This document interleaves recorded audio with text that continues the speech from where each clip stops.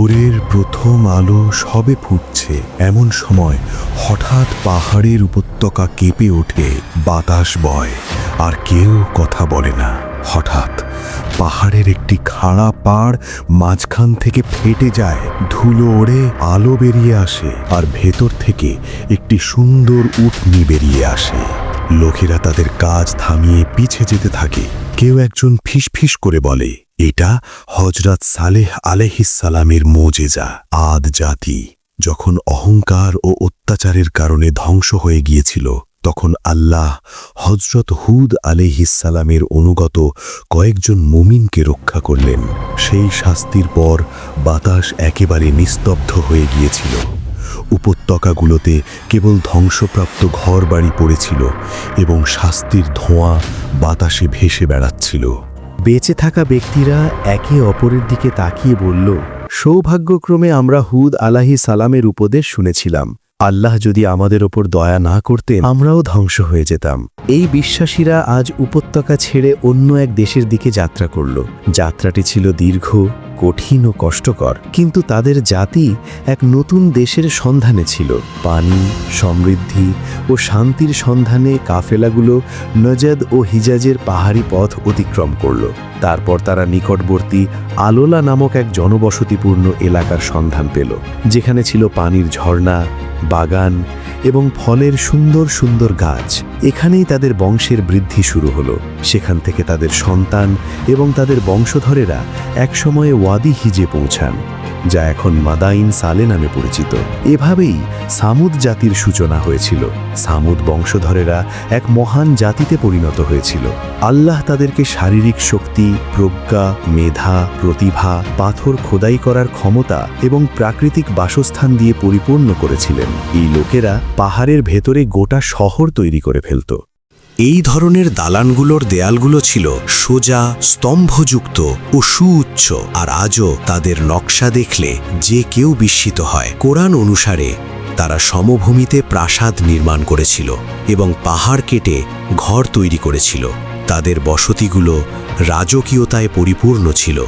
বাজারগুলো পরিপূর্ণ, ব্যবসা বাণিজ্য, কোলাহল এবং রাতে মশালের আভায় মুখরিত থাকত।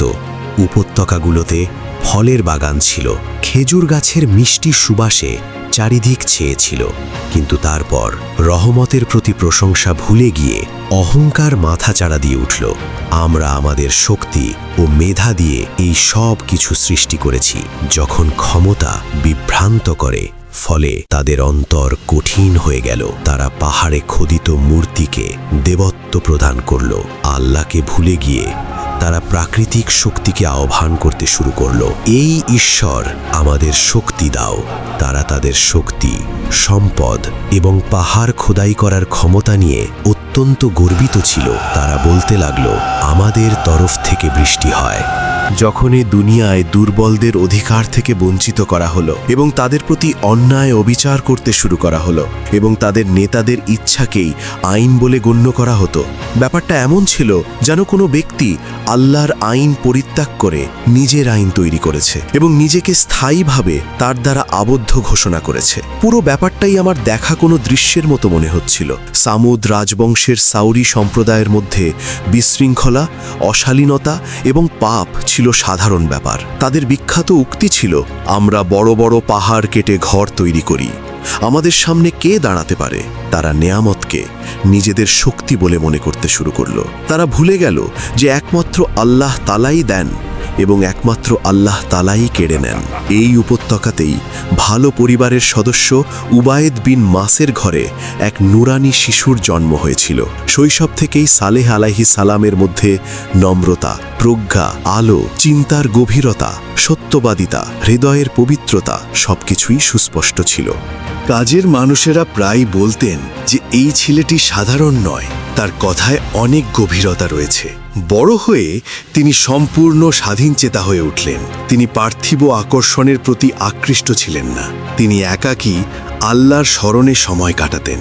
অতঃপর এক রাতে আল্লাহ তাকে নবুয়ত দান করলেন।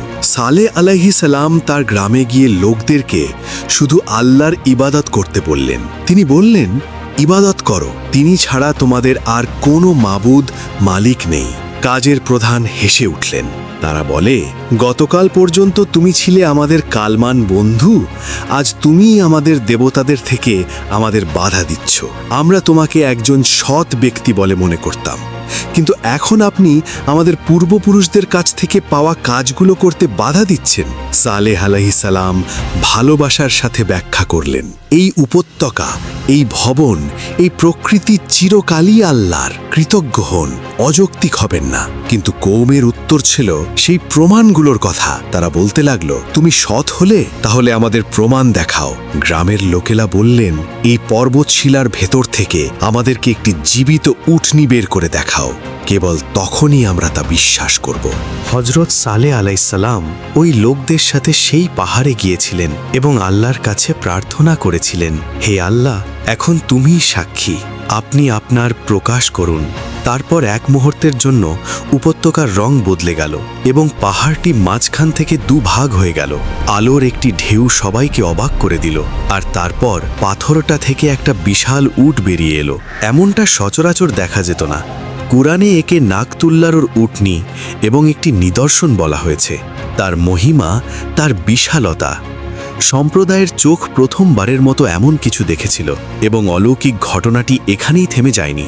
সেই উটনি সারাদিন ওয়াদির কূপ থেকে পানি পান করত এবং কূপটি খালি হয়ে যেত। লোকেরা চিন্তিত হয়ে পড়ত।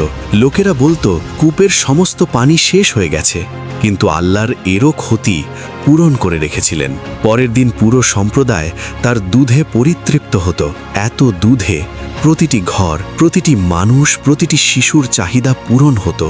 হজরত সালেহ আলাইহিসসালাম সম্প্রদায়ের লোকদের সামনে নিয়ে বললেন, একদিন উটনি কুয়ো থেকে জল খাবে, তার পরের দিন আর কেউ সেই কুয়ো থেকে জল পাবে না, এবং পরদিন সম্প্রদায়ের সমস্ত মানুষ সবাই সেই কুয়ো থেকে জল খেতে পারবে। অর্থাৎ একদিন জলটা থাকবে উটনির, আর পরদিন তা হবে সকলের জন্য। কিন্তু সম্প্রদায় এই পরীক্ষাও সহ্য করেনি।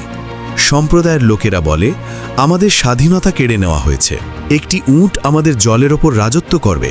যখন কিছু লোক ঈমান আনতে শুরু করল, তখন তাদের অহংকার পুনরায় জেগে উঠল এবং নেতাদের মুখ ক্রোধ ও ঈর্ষায় লাল হয়ে গেল। তারা বলল যে এই উটটার কারণে সালেহ আলাইহিসসালামের সুনাম বাড়ছে, আমরা কিছু না করলে মহিলারা তাকে অনুসরণ করবে। তারপর তারা এই প্রতীকটি ধ্বংস করার জন্য একটি ষড়যন্ত্র করল। সম্প্রদায়ের একজন বলতে লাগল, এই উটনি ধ্বংস করুন, ওই সালেহ আলাইহিসসালামের প্রভাবও চলে যাবে। এক ধনী মহিলা বললেন যে এই উটনিকে হত্যা করবে, আমি আমার মেয়ের বিয়ে তার সাথে দেব। যুবকরা প্রস্তুত হলো, আজ রাতে সে বেশিক্ষণ টিকবে না। উটটা যখন প্রচুর জল পান করে ফিরছিল, যুবকেরা তাকে অনুসরণ করল।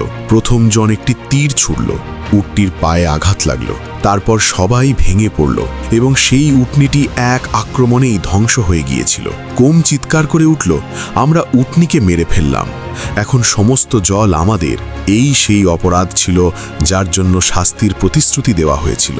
সালেহ আলাইহিসসালাম এলেন, তার মুখ ফ্যাকাশে ছিল, চোখ জলে ছলছল করছিল। তোমরা একই করেছ, তোমরা আল্লাহর একটি নিদর্শন ধ্বংস করেছ। এখন তোমাদের হাতে মাত্র 10 দিন বাকি আছে শাস্তি আসার। সম্প্রদায়ের লোক বলতে লাগলো, আমরা কিছুই দেখতে পাচ্ছি না। কিন্তু তারপর বিপর্যয়ের ক্ষণ গণনা শুরু হলো। প্রথম দিনের আযাব দেখে তাদের মুখগুলো ফ্যাকাশে হয়ে গেল।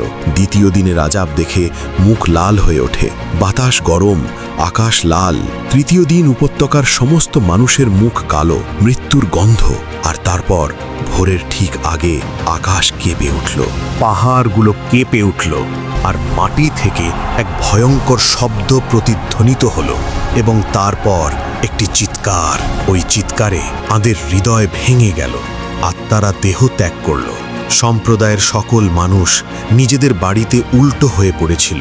কোরআনে এর উল্লেখ আছে, তাদের বুক চিরে গেল এক আর্তনাদে। সামুদ সম্প্রদায় নিশ্চিহ্ন হয়ে গিয়েছিল।